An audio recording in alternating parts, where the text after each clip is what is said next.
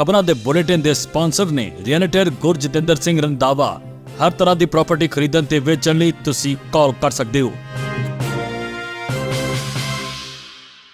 सत श्री अकाल, तुसीं देख रहे हो पंजाब मेल यूएसए टीवी। मैं वरुण कौर मान। खबरां दे बुलेटिन दे विच तुहाडा स्वागत है। पहला नज़र पाउंदे हां खास खबरां ते। डोनाल्ड ट्रंप ने जॉर्जिया च कीता आत्म समर्पण। 20 मिनट जेल विच रहे अमरीका के साबका राष्ट्रपति। साबका अमरीकी राष्ट्रपति ने डिबेट विच नहीं लिया हिस्सा। अमरीका विच बॉयफ्रेंड वालों कतल की गई सिख लड़की दे नाल जुड़ी नवी जानकारी। अमरीका के साबका राष्ट्रपति ट्रंप का सहयोगी रूडी गिलियानी गिरफ्तार ते रिहा, दोष तय। गोलीबारी दे नाल दहलिया अमरीका, शूटर समेत 4 लोगों की मौत। जर्मनी ने प्रवासियों लिए किया महत्वपूर्ण ऐलान, पंजाबियों नूं होवेगा फायदा। ते हुण इन्हां खबरां दा विस्तार। अमरीका कनेडा सने देश विदेश दीआं होर बहुत सारियां खबरां।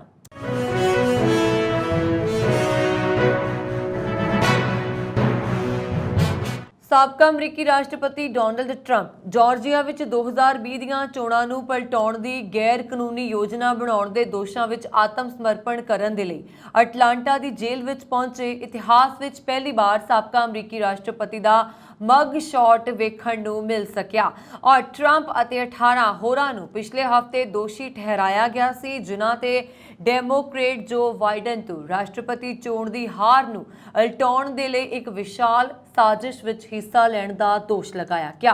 फुलटन काउंटी का मुकदमा मार्च तो बाद ट्रंप के खिलाफ चौथा अपराधिक मामला है, जदों ओह यूएस के इतिहास विच दोषी ठहराए जाण वाले पहले साबका राष्ट्रपति बने सी। दूजे शहरों में ट्रंप नूं मग शॉट के लिए पोज देने की लोड़ नहीं सी, पर फुलटन काउंटी के अधिकारियों ने कहा सीगा कि वह बाकी बचा पखा वांग बुकिंग फोटो लैण की उम्मीद करते हैं। सरेंडर किए जाण मगरों पुलिस ने उन्होंने हिरासत विच ले लिया। हालांकि कुछ ही मिनटां विच ट्रंप नूं बांड ते रिहा कर दिता गया। ट्रंप सरेंडर करन दे 20 मिनट बाद जेल तो रवाना हो गए। ट्रंप एयरपोर्ट तो पर्सनल जहाज़ विच आए।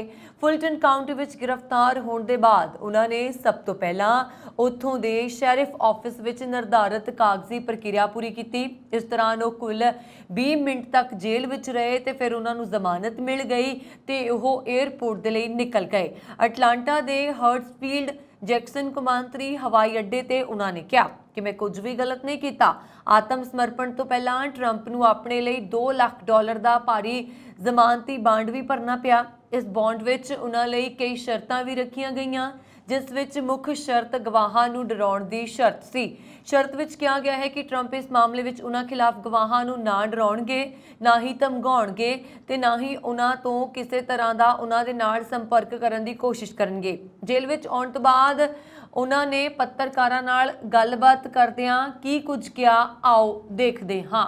Really believe this is a very sad day for America. This should never happen. If you challenge an election, you should be able to challenge an election. I thought the election was a rigged election, a stolen election, and I should have every right to do that. As you know, you have many people that you've been watching over the years do the same thing, whether it's Hillary Clinton or Stacey Abrams or many others.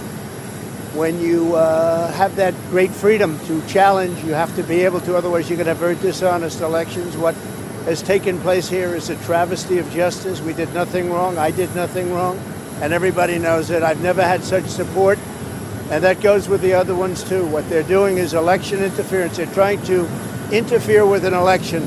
There's never been anything like it in our country before. This is their way of campaigning. And this is one instance, but you have 3 other instances. It's election interference. So I want to thank you for being here. We did nothing wrong at all. And we have every right, every single right, to challenge an election that we think is dishonest, that we think it's very dishonest. So thank you all very much, and I'll see you very soon. Thank you very much.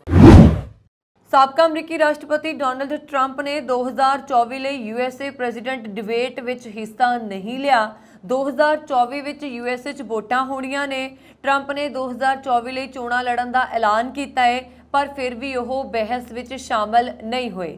ਜ਼ਿਕਰਯੋਗ ਹੈ ਕਿ America ਦੇ ਸਾਬਕਾ ਰਾਸ਼ਟਰਪਤੀ Trump ਨੇ ਐਤਵਾਰ ਨੂੰ ਕਿਹਾ ਸੀਗਾ ਕਿ ਉਹ ਬੁੱਧਵਾਰ ਨੂੰ ਰਿਪਬਲਿਕਨ ਪਾਰਟੀ ਦੇ ਰਾਸ਼ਟਰਪਤੀ ਅਹੁਦੇ 'ਚ ਹਿੱਸਾ ਲੈਣ ਦੇ ਲਈ ਹੋਣ ਵਾਲੀ ਪਹਿਲੀ ਪ੍ਰਾਇਮਰੀ ਬਹਿਸ ਵਿੱਚ ਹਿੱਸਾ ਨਹੀਂ ਲੈਣਗੇ।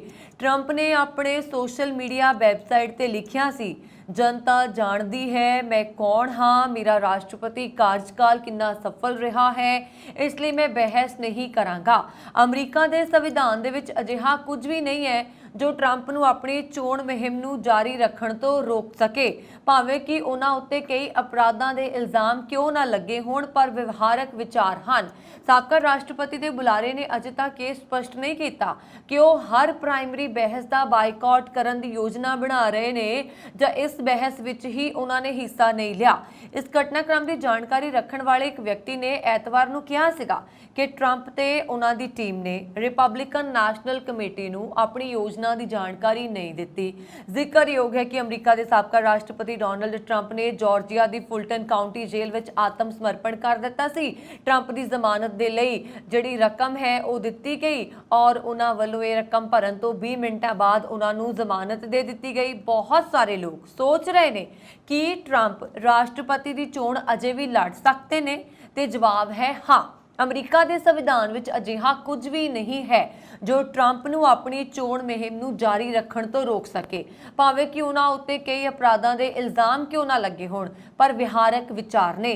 केस हफ्तिਆਂ तक चल सकते ने अते उन्हां नूं पूरा समा अदालत विच बैठना होएगा। कानूनी टीम लई भुगतान दा तां कोई जिक्र ही नहीं किया जाएगा। यह सब उस वेले ऊर्जा ते चुनावी नगदी दी एक वड्डी बर्बादी होएगी। ਇਹ ਅਜਿਹਾ ਸਮਾਂ ਹੋਏਗਾ ਜਦੋਂ ਉਹ ਰੈਲੀਆਂ ਕਰਨ ਅਤੇ ਵੋਟਰਾਂ ਨੂੰ ਮਿਲਣਾ ਵਧੇਰੇ ਪਸੰਦ ਕਰਨਗੇ। ਹਾਲਾਂਕਿ ਉਹਨਾਂ ਦਾ ਸਮਰਥਨ ਘਟਿਆ ਨਹੀਂ ਹੈ ਔਰ ਇੱਥੇ ਇਹ ਵੀ ਦੱਸ ਦਈਏ ਕਿ ਜਿਹੜੀ ਇਹ ਡਿਬੇਟ ਹੋਈ ਹੈ ਰਿਪਬਲਿਕਨਸ ਦੀ, ਉੱਥੇ ਸਾਰੇ ਚਿਹਰੇ ਰਾਸ਼ਟਰਪਤੀ ਦੀ ਜਿਹੜੀ ਦਾਅਵੇਦਾਰੀ ਰੱਖਦੇ ਨੇ ਉਹ ਸ਼ਾਮਲ ਰਹੇ ਹੈ ਬਿਨਾਂ ਟਰੰਪ ਦੇ, ਕਿਉਂਕਿ ਟਰੰਪ ਕਹਿ ਚੁੱਕੇ ਨੇ ਕਿ ਉਹ ਕਿਸੇ ਜਾਣ ਪਹਿਚਾਣ ਦੇ ਮੁਹਤਾਜ ਨਹੀਂ ਹਨ। पिछले दिन ही 38 साला सिख नौजवान सिमरनजीत सिंह ने पार्किंग की तीजी मंजिल ते अपनी गर्लफ्रेंड हरप्रीत कौर उर्फ नव कौर सराह नूं गोली मार के हलाक कर दिता सी, जो कि एक टिकटॉक स्टार सी अते वारदात तो बाद वो मौके तो फरार हो गया। सिमरनजीत सिंह अते मृतक 34 साला औरत इक्को कार विच इकट्ठे ਜਿਹੜੇ ਹੈ ਮੌਲ ਵਿੱਚ ਪਹੁੰਚੇ ਸੀ, ਪਰ ਅਚਾਨਕ ਕਿਸੇ ਗੱਲੋਂ ਸਿਮਰਨਜੀਤ ਨੇ ਉਸ ਔਰਤ ਨੂੰ ਗੋਲੀ ਮਾਰ ਕੇ ਹਲਾਕ ਕਰ ਦਿੱਤਾ। ਪੁਲਿਸ ਨੇ ਉਸ ਨੂੰ ਗ੍ਰਿਫਤਾਰ ਕਰਕੇ ਪਲੇਸਰ ਕਾਉਂਟੀ ਜੇਲ੍ਹ ਵਿੱਚ ਵੀ ਭੇਜ ਦਿੱਤਾ ਸੀ। ਹੁਣ ਇਸ ਮਾਮਲੇ ਦੇ ਵਿੱਚ ਨਵਾਂ ਮੋੜ ਆਇਆ ਹੈ। ਉਹਨਾਂ ਦੇ ਨਜ਼ਦੀਕੀਆਂ ਵੱਲੋਂ ਇਹ ਗੱਲ ਕਹੀ ਜਾ ਰਹੀ ਹੈ ਕਿ ਸਿਮਰਨਜੀਤ ਸਿੰਘ ਤੇ ਨਵ ਸਰਾਹ ਮਲੇਸ਼ੀਆ ਤੋਂ ਅਮਰੀਕਾ ਚੰਗੇ ਭਵਿੱਖ ਲਈ ਇਕੱਠੇ ਆਏ, ਪਰ ਆਪਸ ਵਿੱਚ ਜਦੋਂ ਉਹ ਅਮਰੀਕਾ ਪਹੁੰਚੇ ਤਾਂ ਉਹਨਾਂ ਦੇ ਮਨਮੁਟਾਵ ਹੋਣੇ ਸ਼ੁਰੂ ਹੋ ਗਏ। ਮਿਲੀ ਜਾਣਕਾਰੀ ਦੇ ਮੁਤਾਬਕ ਸਿਮਰਨਜੀਤ ਸਿੰਘ ਨੇ ਕਿਹਾ ਕਿ ਨਵ ਸਰਾਹ ਦੇ ਵਤੀਰੇ ਵਿੱਚ ਬਦਲਾਅ ਆਉਣ ਲੱਗ ਪਿਆ ਤੇ ਸਿਮਰਨਜੀਤ ਡਿਪਰੈਸ਼ਨ ਵਿੱਚ ਜਾਣ ਲੱਗ ਗਿਆ ਸੀ ਔਰ ਸਿਮਰਨਜੀਤ ਸਿੰਘ ਨੂੰ ਸ਼ੱਕ ਪਿਆ ਕਿ ਨਵ ਸਰਾਹ ਦਾ ਰਿਸ਼ਤਾ ਕਿਸੇ ਗੋਰੇ ਨਾਲ ਵੀ ਹੈ। ਜਦੋਂ ਦੋਨੋਂ ਮੌਲ ਵਿੱਚ ਪਹੁੰਚੇ ਤਾਂ ਉਹ ਘੁੰਮਣ ਆਏ। ਕਿਹਾ ਜਾ ਰਿਹਾ ਕਿ ਉੱਥੇ ਉਹਨਾਂ ਦੇ ਵਿਚਕਾਰ ਸਾਰਾ ਕੁਝ ਠੀਕ ਸੀ, पर उस दौरान मॉल विच ही उन्हां च आपसी बहस बढ़न लगी और ये बहस इस हद तक बढ़ गई कि हरप्रीत कौर उर्फ नव सराह मौके ते ही दम तोड़ गई, क्योंकि जिहड़ा है हरप्रीत उसने नव सराह नूं मॉल विच ही मार दित्तियां सी गोलियां। ये अजे एक पक्ष है, जदों दूजा पक्ष सामने आया तो वह भी तुहाडे नाल असीं जरूर साझा करांगे। अमरीका के साबका राष्ट्रपति डोनाल्ड ट्रंप का तत्काल चोण मुहिम वकील रूडी ने फुलटन काउंटी जार्जिया जेल में आत्म समर्पण कर दिता, जिथे उसनूं गिरफ्तार करने उपरंत $1,50,000 के बॉन्ड ते रिहा कर दिता। रिहाई तो पहला उस विरुद्ध 2020 ਦੀਆਂ राष्ट्रपति चोणां के नतीजे उलटाउण की कोशिश लई 13 दोष आयद किए गए। साबका राष्ट्रपति ट्रंप समेत गिलानी उन्हां 19 व्यक्तियों च शामिल है जिन्हां नूं ग्रैंड ज्यूरी जॉर्जिया ने चोण नतीजे उलटाउण की कोशिश के मामले च नामजद किया है। ट्रंप वालों अज अपने आप नूं फुलटन काउंटी जॉर्जिया जेल विच गिरफ्तारी लई पेश किए जाण की संभावना है, जिसके मद्देनज़र जेल के बाहर सुरक्षा के व्यापक प्रबंध किए गए ने।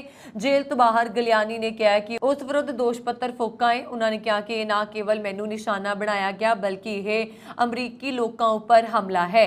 ਗਲਿਆਨੀ ਨੇ ਕਿਹਾ ਕਿ ਉਹਨਾਂ ਨੇ ਬੀਤੇ ਦਿਨ ਟਰੰਪ ਨਾਲ ਗੱਲ ਕੀਤੀ ਸੀ ਤੇ ਅੱਜ ਵੀ ਕਰਨਗੇ। ਮੈਂ ਉਹਨਾਂ ਦਾ ਸ਼ੁਭ ਚਿੰਤਕ ਹਾਂ ਤੇ ਮੈਨੂੰ ਉਹਨਾਂ ਉੱਪਰ ਪੂਰਾ ਭਰੋਸਾ ਹੈ। ਉਹਨਾਂ ਨੇ ਕਿਹਾ ਕਿ ਸੱਤਾਧਾਰੀ ਜੋ ਕਰ ਰਹੇ ਨੇ ਉਹ ਅਮਰੀਕੀ ਸੰਵਿਧਾਨ ਉੱਪਰ ਹਮਲਾ ਹੈ।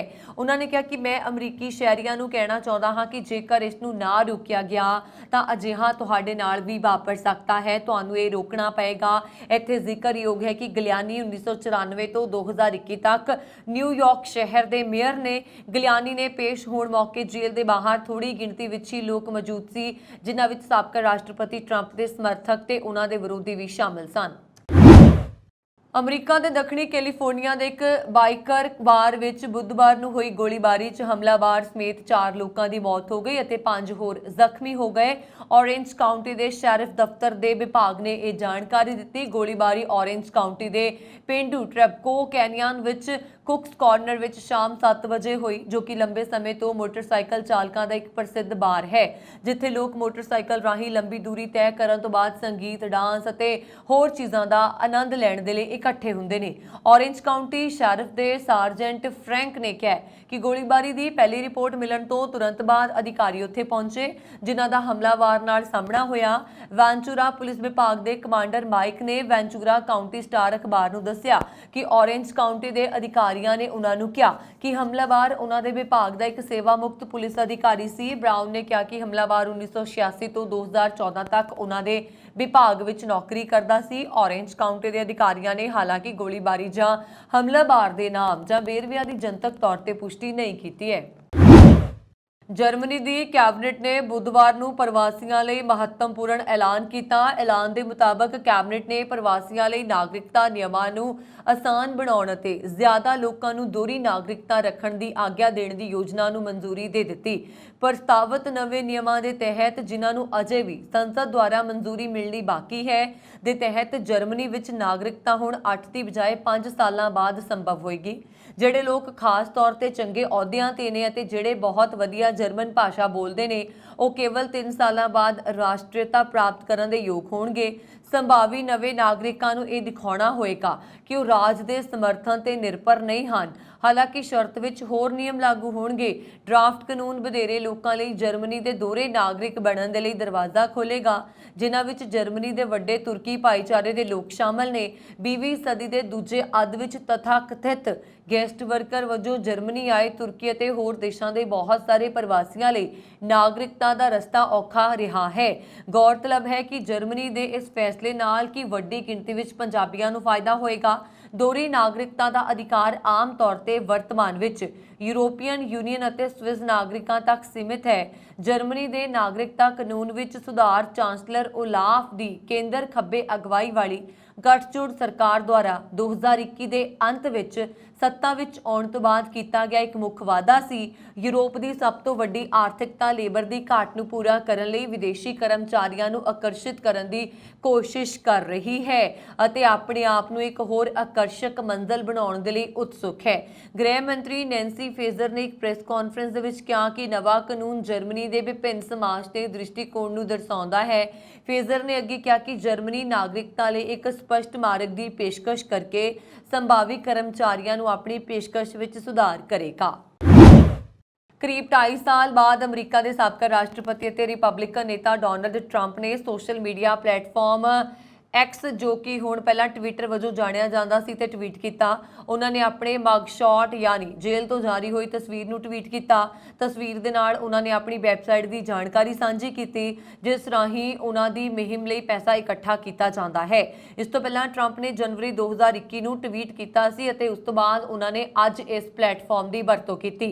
BBC ਪੱਤਰਕਾਰ ਦੀ ਰਿਪੋਰਟ ਦੇ ਮੁਤਾਬਕ ਅਮਰੀਕਾ ਦੇ ਸਾਬਕਾ ਰਾਸ਼ਟਰਪਤੀ ਡੋਨਾਲਡ ਟਰੰਪ ਦਰਜਨਾਂ ਅਪਰਾਧਿਕ ਇਲਜ਼ਾਮਾਂ ਦਾ ਸਾਹਮਣਾ ਕਰ ਰਹੇ ਨੇ ਤੇ ਅਗਲੇ 18 ਮਹੀਨਿਆਂ ਵਿੱਚ ਉਹਨਾਂ ਤੇ ਕਈ ਵਾਰ ਮੁਕੱਦਮੇ ਚਲਾਏ ਜਾਣਗੇ। 2024 ਦੀਆਂ ਚੋਣਾਂ ਵਿੱਚ ਮੁੜ ਰਾਸ਼ਟਰਪਤੀ ਬਣਨ ਦੇ ਲਈ ਪ੍ਰਚਾਰ ਕਰਨ ਦੌਰਾਨ ਉਹਨਾਂ ਦੀਆਂ ਕਾਨੂੰਨੀ ਸਮੱਸਿਆਵਾਂ ਵੱਧ ਰਹੀਆਂ ਨੇ। ਜਦੋਂ ਕਿਸੇ ਵਿਅਕਤੀ ਤੇ ਰਸਮੀ ਤੌਰ ਤੇ ਅਪਰਾਧ ਦਾ ਇਲਜ਼ਾਮ ਲਗਾਇਆ ਜਾਂਦਾ ਹੈ ਅਤੇ ਉਸ ਨੂੰ ਫਿਰ ਇੱਕ ਪਟੀਸ਼ਨ ਦਾਖਲ ਕਰਨ ਦੇ ਲਈ ਅਦਾਲਤ ਵਿੱਚ ਪੇਸ਼ ਹੋਣਾ ਚਾਹੀਦਾ ਹੈ। ਟਰੰਪ ਹੋਰ ਇਲਜ਼ਾਮਾਂ ਦਾ ਸਾਹਮਣਾ ਕਰਨ ਦੇ ਲਈ ਪਹਿਲਾਂ ਹੀ 3 ਵਾਰ ਅਦਾਲਤ ਵਿੱਚ ਪੇਸ਼ ਹੋ ਚੁੱਕੇ ਨੇ ਅਤੇ ਉਹਨਾਂ ਸਾਰਿਆਂ ਤੋਂ ਇਨਕਾਰ ਕੀਤਾ ਹੈ। ਅਮਰੀਕਾ ਦੇ ਓਯੋ ਰਾਜ ਦੇ ਕਲੈਵਲੈਂਡ ਸ਼ਹਿਰ ਵਿੱਚ 31 ਜੁਲਾਈ 2022 ਨੂੰ ਹੋਏ ਸੜਕ ਹਾਦਸੇ ਜਿਸ ਵਿੱਚ 2 ਲੋਕ ਮਾਰੇ ਗਏ ਸੀ ਦੇ ਮਾਮਲੇ 'ਚ ਇੱਕ ਅਦਾਲਤ ਨੇ ਇੱਕ 19 ਸਾਲਾ ਲੜਕੀ ਨੂੰ 15 ਸਾਲ ਜੇਲ੍ਹ ਦੀ ਸਜ਼ਾ ਸੁਣਾਈ ਹੈ। ਪਿਛਲੇ ਹਫਤੇ ਬੈਂਚ ਅੱਗੇ ਸੁਣਵਾਈ ਤੋਂ ਬਾਅਦ ਕੁਇਹਾਗਾ ਕਾਉਂਟੀ ਜੱਜ ਨੇ 19 ਸਾਲਾ ਮੈਕੈਂਜੀ ਨੂੰ 2 ਹੱਤਿਆਵਾਂ ਸਮੇਤ ਹੋਰ ਦੋਸ਼ਾਂ ਤਹਿਤ ਦੋਸ਼ੀ ਕਰਾਰ ਦਿੱਤਾ ਸੀ। ਸ਼ਿਰਲਾ ਨੂੰ ਜਾਣਬੁੱਝ ਕੇ 100 ਮੀਲ ਪ੍ਰਤੀ ਘੰਟੇ ਦੀ ਰਫ਼ਤਾਰ ਨਾਲ ਕਾਰ ਇੱਕ ਇਮਾਰਤ ਨਾਲ ਮਾਰਨ ਲਈ ਦੋਸ਼ੀ ਕਰਾਰ ਦਿੱਤਾ ਗਿਆ। ਜਿਸ ਹਾਦਸੇ ਵਿੱਚ ਸ਼ਿਰਲਾ ਦਾ ਦੋਸਤ ਲੜਕਾ ਡੋਮਿਨਿਕ ਰੂਸੋ ਤੇ ਉਸ ਦਾ ਦੋਸਤ ਡੈਵੀਅਨ ਮਾਰੇ ਗਏ। ਜੱਜ ਨੇ ਆਪਣੇ ਫੈਸਲੇ ਵਿੱਚ ਕਿਹਾ ਕਿ ਸ਼ਿਰਲਾ ਘੱਟੋ ਘੱਟ 15 ਸਾਲ ਜੇਲ੍ਹ ਵਿੱਚ ਰਹਿਣ ਉਪਰੰਤ ਹੀ ਪੈਰੋਲ ਲਈ ਦਰਖਾਸਤ ਦੇ ਸਕੇਗੀ। ਇਸ ਦੌਰਾਨ ਡੋਮਿਨਿਕ ਰੂਸੋ ਦੀ 34 ਸਾਲਾ ਭੈਣ ਕ੍ਰਿਸਟਾਈਨ ਰੂਸੋ ਵਾਸੀ ਕਲੇਵਲੈਂਡ ਨੇ ਇਤਰਾਜ਼ ਪ੍ਰਗਟਾਇਆ ਹੈ ਕਿ ਸ਼ਿਰਲਾ ਨੂੰ ਸਜ਼ਾ ਘੱਟ ਦਿੱਤੀ ਗਈ ਹੈ। ਉਹਨਾਂ ਨੇ ਕਿਹਾ ਕਿ ਸ਼ਿਰਲਾ ਨੇ 2 ਨਿਰਦੋਸ਼ ਵਿਅਕਤੀਆਂ ਦੀਆਂ ਜਾਨਾਂ ਲਈਆਂ, ਉਹ ਉਮਰ ਭਰ ਲਈ ਜੇਲ੍ਹ ਵਿੱਚ ਰਹਿਣਾ ਚਾਹੀਦੀ ਸੀ। ਅਮਰੀਕਾ ਦੇ ਓਯੋ ਰਾਜ ਵਿੱਚ ਇੱਕ ਮਿੰਨੀ ਵੈਨ ਸਕੂਲ ਬੱਸ ਨਾਲ ਟਕਰਾ ਜਾਣ ਦੀ ਖਬਰ ਮਿਲੀ, ਜਿਸ ਦੇ ਸਿੱਟੇ ਵਜੋਂ ਇੱਕ ਐਲੀਮੈਂਟਰੀ ਵਿਦਿਆਰਥੀ ਦੀ ਮੌਤ ਹੋ ਗਈ ਤੇ 23 ਹੋਰ ਜ਼ਖਮੀ ਹੋ ਗਏ। ਓਯੋ ਸਟੇਟ ਹਾਈਵੇ ਗਸ਼ਤੀ ਦਲ ਵੱਲੋਂ ਜਾਰੀ ਇੱਕ ਬਿਆਨ ਦੇ ਅਨੁਸਾਰ ਇਹ ਹਾਦਸਾ ਜਰਮਨ ਟਾਊਨਸ਼ਿਪ ਓਯੋ ਵਿੱਚ ਸਟੇਟ ਰੂਟ 41 ਉੱਪਰ ਸਵੇਰ ਵੇਲੇ ਵਾਪਰਿਆ। ਮੁੱਢਲੀ ਜਾਂਚ ਵਿੱਚ ਕਿਹਾ ਗਿਆ ਹੈ ਕਿ north western local school district ਦੀ ਬੱਸ ਨਾਲ ਹੋਂਡਾ ਓਡੀਸੀ ਗੱਡੀ ਸੈਂਟਰ ਲਾਈਨ ਪਾਰ ਕਰਕੇ ਟਕਰਾ ਗਈ, ਜਿਸ ਉਪਰੰਤ ਬੱਸ ਸੜਕ ਤੋਂ ਉਤਰ ਕੇ ਉਲਟ ਗਈ। ਅਧਿਕਾਰੀਆਂ ਦੇ ਅਨੁਸਾਰ ਇੱਕ ਵਿਦਿਆਰਥੀ ਨੂੰ ਮੌਕੇ ਉੱਪਰ ਹੀ ਮ੍ਰਿਤਕ ਐਲਾਨ ਦਿੱਤਾ ਗਿਆ, ਜਦਕਿ 23 ਹੋਰ ਜ਼ਖਮੀ ਹੋ ਗਏ, ਜਿਨ੍ਹਾਂ ਨੂੰ ਹਸਪਤਾਲ ਵਿੱਚ ਦਾਖਲ ਕਰਵਾਇਆ ਗਿਆ ਹੈ। ਉਹਨਾਂ ਵਿੱਚੋਂ ਇੱਕ ਦੀ ਹਾਲਤ ਗੰਭੀਰ ਦੱਸੀ ਜਾਂਦੀ ਹੈ। ਬਿਆਨ ਦੇ ਅਨੁਸਾਰ ਬੱਸ ਦਾ ਡਰਾਈਵਰ ਮਾਮੂਲੀ ਜ਼ਖਮੀ ਹੋਇਆ ਹੈ। ਹੋਂਡਾ ਗੱਡੀ ਦਾ ਡਰਾਈਵਰ ਤੇ ਉਸ ਵਿੱਚ ਸਵਾਰ ਇੱਕ ਹੋਰ ਵਿਅਕਤੀ ਵੀ ਜ਼ਖਮੀ ਹੋਇਆ ਹੈ, ਜਿਨ੍ਹਾਂ ਦੀ ਹਾਲਤ ਸਥਿਰ ਹੈ। ਸਕੂਲ ਬੱਸ ਵਿੱਚ 50 ਤੋਂ ਵੱਧ ਵਿਦਿਆਰਥੀ ਸਵਾਰ ਸੀ। ਸਕੂਲ ਡਿਸਟ੍ਰਿਕਟ ਨੇ ਇੱਕ ਤਾਜ਼ਾ ਬਿਆਨ ਵਿੱਚ ਐਲੀਮੈਂਟਰੀ ਵਿਦਿਆਰਥੀਆਂ ਦੀ ਮੌਤ ਤੇ ਡੂੰਘੇ ਦੁੱਖ ਦਾ ਪ੍ਰਗਟਾਵਾ ਕਰਦਿਆਂ ਮਾਪਿਆਂ ਨਾਲ ਹਮਦਰਦੀ ਪ੍ਰਗਟਾਈ ਹੈ। ਹਾਦਸੇ ਦੇ ਕਾਰਨਾਂ ਦੀ ਜਾਂਚ ਕੀਤੀ ਜਾ ਰਹੀ ਹੈ।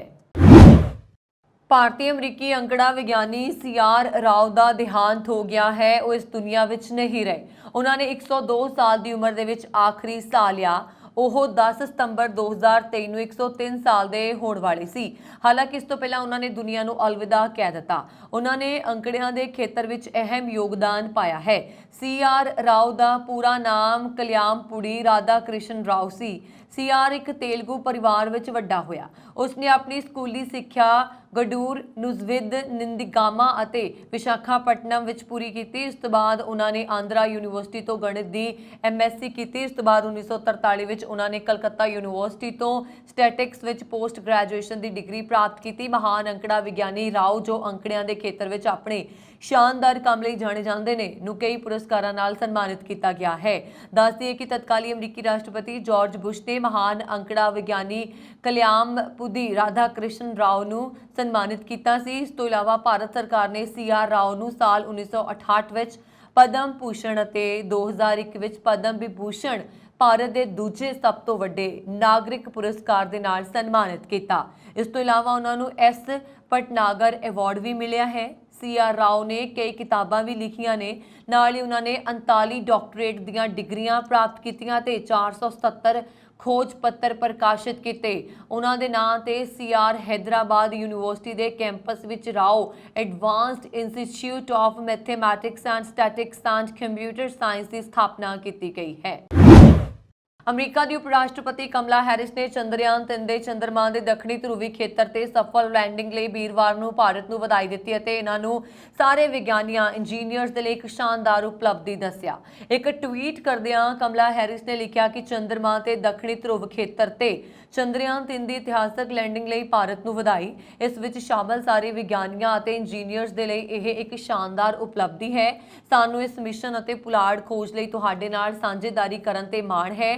ਚੰਦਰਯਾਨ 3 ਨੇ ਬੁੱਧਵਾਰ ਨੂੰ ਚੰਦਰਮਾ ਤੇ ਸੌਫਟ ਲੈਂਡਿੰਗ ਦਾ ਸਫਲਤਾਪੂਰਵਕ ਪ੍ਰਦਰਸ਼ਨ ਕੀਤਾ। ਇਸਰੋ ਨੇ ਟਵੀਟ ਕੀਤਾ, ਚੰਦਰਯਾਨ 3 ਮਿਸ਼ਨ ਭਾਰਤ ਮੈਂ ਆਪਣੀ ਮੰਜ਼ਿਲ ਤੇ ਪਹੁੰਚ ਗਿਆ ਹਾਂ ਅਤੇ ਤੁਸੀਂ ਵੀ ਚੰਦਰਯਾਨ 3 ਨੇ ਸਫਲਤਾਪੂਰਵਕ ਚੰਦਰਮਾ ਤੇ ਸੌਫਟ ਲੈਂਡ ਕੀਤਾ ਹੈ। ਵਧਾਈ ਹੋਈ। ਭਾਰਤ ਇਸੇ ਤਰ੍ਹਾਂ ਭਾਰਤ ਵਿੱਚ ਅਮਰੀਕਾ ਦੇ ਰਾਜਦੂਤ ਐਰਿਕ ਗੌਰਸਟੇਟੀ ਨੇ ਚੰਦਰਯਾਨ 3 ਤੇ ਚੰਦਰਮਾ ਤੇ ਸਫਲਤਾਪੂਰਵਕ ਉਤਰਨ ਤੇ ਭਾਰਤੀ ਪੁਲਾੜ ਖੋਜ ਸੰਸਥਾ ਅਤੇ ਉਹਨਾਂ ਦੀ ਪੂਰੀ ਟੀਮ ਨੂੰ ਵਧਾਈ ਦਿੱਤੀ। ਆਪਣੇ ਸੋਸ਼ਲ ਮੀਡੀਆ ਐਕਸ ਤੇ ਐਰਿਕ ਗੌਰਸਟੇਟੀ ਨੇ ਟਵੀਟ ਕੀਤਾ ਕਿ ਇਹ ਹੈ, ਤੁਸੀਂ ਲੈਂਡਿੰਗ ਕਿਵੇਂ ਕਰਦੇ ਹੋ।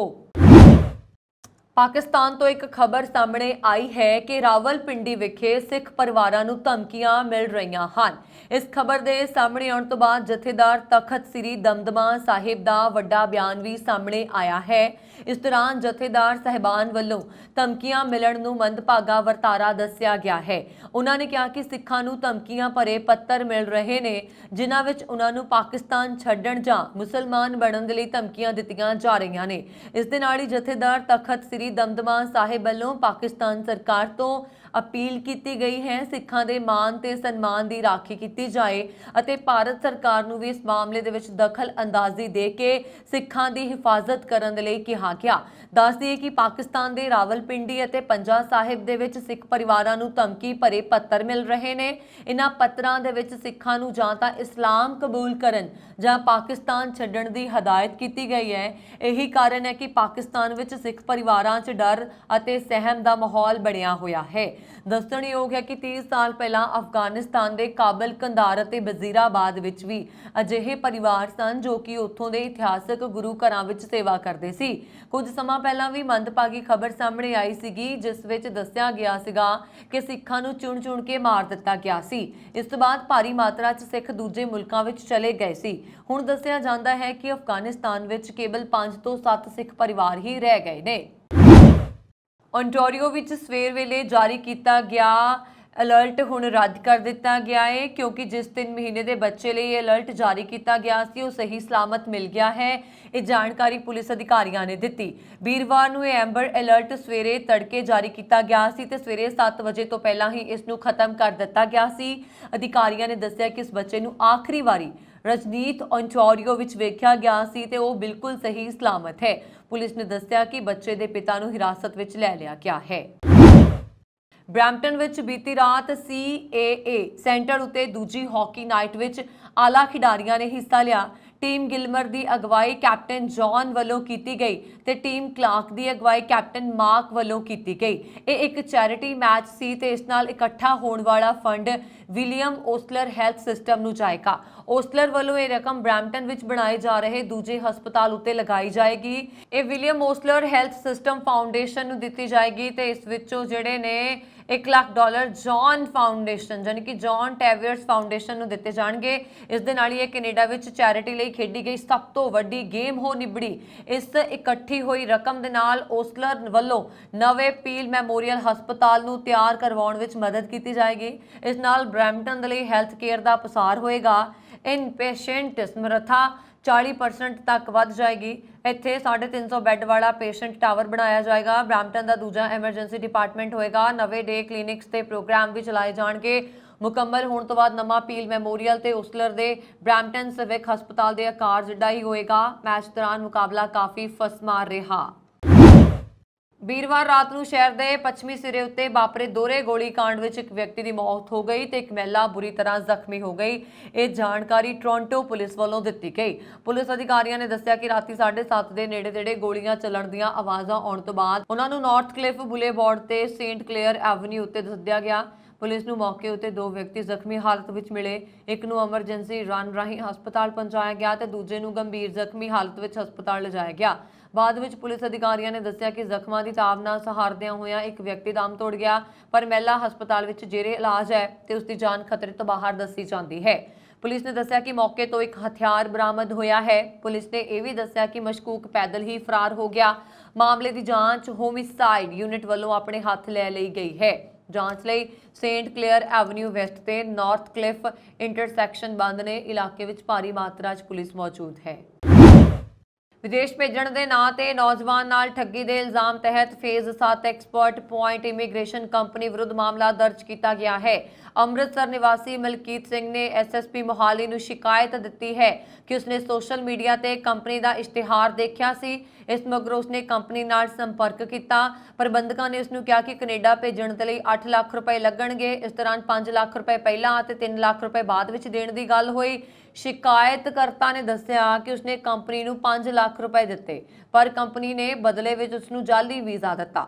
ਜਦੋਂ ਇਸ ਬਾਰੇ ਉਸਨੇ ਕੰਪਨੀ ਪ੍ਰਬੰਧਕਾਂ ਨਾਲ ਗੱਲ ਕੀਤੀ ਤਾਂ ਉਹ ਟਾਲ ਮਟੋਲ ਕਰਨ ਲੱਗੇ ਅਤੇ ਕੁਝ ਸਮੇਂ ਬਾਅਦ ਫੇਜ਼ 7 ਸਥਿਤ ਆਪਣਾ ਦਫ਼ਤਰ ਬੰਦ ਕਰਕੇ ਫਰਾਰ ਹੋ ਗਏ। ਜਦੋਂ ਉਹਨਾਂ ਨੂੰ ਫੋਨ ਕੀਤਾ ਤਾਂ ਉਹ ਜਾਨੋਂ ਮਾਰਨ ਦੀ ਧਮਕੀ ਦੇਣ ਲੱਗੇ। ਇਸ ਮਗਰੋਂ ਪੀੜਤ ਨੇ ਪੁਲਿਸ ਨੂੰ ਸ਼ਿਕਾਇਤ ਦਿੱਤੀ। ईरान ते सऊदी अरब भी हुण उन्हां देशां विच शुमार हो गए ने जिहड़े अगले साल ब्रिक्स आर्थिक ब्लॉक विच शामिल हो जाणगे। इस दा ऐलान ब्लॉक वल्लों वीरवार नूं कीता गया। इस नाल पर्शियन खाड़ी विच चीन दे प्रभाव दे मुलांकण दी एक वक्री चर्चा छिड़ी पई है। इत्थे दसना बनदा है कि संयुक्त अरब अमीरात, अर्जेंटीना, मिस्र ते इथोपिया भी 2024 च ब्रिक्स दा मैंबर बनन जा रहे ने। जिक्रयोग है कि ब्रिक्स नूं 2009 विच कायम कीता गया सी। इस नूं मार्केट दे उभर रहे अर्थचारियां दे ग्रुप वजों कायम ਕੀਤਾ ਗਿਆ ਤੇ ਇਹ ਵਿਕਾਸਸ਼ੀਲ ਦੇਸ਼ਾਂ ਦੀ ਵਧੇਰੇ ਨੁਮਾਇੰਦਗੀ ਦੀ ਆਵਾਜ਼ ਬਣ ਚੁੱਕਿਆ ਹੈ। ਇਸ ਦੇ ਨਾਲ ਹੀ ਦੁਨੀਆ ਭਰ ਦੇ ਮਸਲਿਆਂ ਵਿੱਚ ਇਹ ਗਲੋਬਲ ਸਾਊਥ ਦਾ ਦਰਜਾ ਰੱਖਦਾ ਹੈ। ਹੁਣ ਤੱਕ ਬ੍ਰਿਕਸ ਵਿੱਚ ਬ੍ਰਾਜ਼ੀਲ, ਰੂਸ, ਭਾਰਤ, ਚੀਨ ਤੇ ਸਾਊਥ ਅਫਰੀਕਾ ਸ਼ਾਮਲ ਸਨ ਤੇ ਦੁਨੀਆ ਦੀ ਆਬਾਦੀ ਦਾ 40% ਤੇ ਦੁਨੀਆ ਦੀ ਕੁੱਲ ਘਰੇਲੂ ਉਤਪਾਦ ਤੇ 1/3 ਤੋਂ ਵਧੇਰੇ ਉੱਤੇ ਕਾਬਜ਼ ਨੇ। ਹਾਲਾਂਕਿ ਨਵੇਂ ਮੈਂਬਰਾਂ ਦੇ ਨਾਲ ਇਸ ਵਿੱਚ ਵਾਧਾ ਹੋਏਗਾ। ਇਹਨਾਂ ਵਿੱਚ ਦੁਨੀਆ ਦੇ 3 ਸਭ ਤੋਂ ਵੱਡੇ ਤੇਲ ਉਤਪਾਦਕ ਮੁਲਕ सऊदी अरब, संयुक्त अरब अमीरात ते ईरान शामिल होणगे। पिछे जे ਇਹ सवाल भी उठे सीगे कि ब्रिक्स चीन ते रूस के प्रभाव हेठ पश्चिमी मुल्कों खिलाफ मूव कर रहा है। इस समय रूस की यूक्रेन नाल चल रही जंग कारण पहला ही अमरीका ते रूस दरमियान पाड़ा वध चुकिया है। ईरान के राष्ट्रपति इब्राहिम राइसी ते पोलिटिकल डिप्टी मोहम्मद जमशीदी, मिस्र के राष्ट्रपति अब्देल फताह अल सीसी ने सारे ब्रिक्स मुल्कों की हर संभव मदद करने का तहैया प्रगटाया। रूस की निजी फौज वैगनर ग्रुप के मुखी जेवगिनी प्रिगोजिन की कथित जहाज हादसे में मौत तो एक दिन बाद राष्ट्रपति पुतिन की पहली प्रतिक्रिया सामने आई है। पुतिन ने प्रिगोजिन को प्रतिभाशाली दस्या है। पुतिन ने कहा है कि वह टैलेंटेड सी पर गलती कर गया। केवल एक दिन पहला बुधवार को प्रिगोजिन का जैट मास्को तो उड़ान भरन तो बाद क्रैश हो गया, जिस विच वैगनर चीफ समेत उसके 10 साथी मारे गए। वैगनर के समर्थक इसनूं दुर्घटना की बजाय रूस द्वारा बदले की कार्रवाई कह रहे ने। उत्थे वैगनर चीफ बारे राष्ट्रपति व्लादिमीर पुतिन ने कहा कि बुधवार को होए जहाज हादसे के कारणों की जांच की जा रही है। यह हादसा मास्को की फौजी लीडरशिप के खिलाफ वैगनर के थोड़े समय लिए बगावत के 2 महीने बाद होया है। पुतिन ने जहाज दुर्घटना से अपनी संवेदना जाहिर की है, जिस विच वैगनर के मुखी प्रिगोजिन की मौत हो गई है। पुतिन ने उन्होंने एक अजिहे व्यक्ति वजों दर्शाया जिसने गलतियां कीतियां पर नतीजे प्राप्त किए। पुतिन ने एक टैलीविजन मीटिंग के इस घटना को दुखदाई दसदियां कहा, सब तो पहला मैं सारे पीड़ितों के परिवारों प्रति अपनी दिली संवेदना प्रगट करना चाहता हाँ। राष्ट्रपति ने कहा कि मैं प्रिगोजिन को बहुत लंबे समय तो जानता सी। वो एक गुंझलदार किस्मत वाला आदमी सी और उसने अपनी जिंदगी में गंभीर गलतियां कीतियां।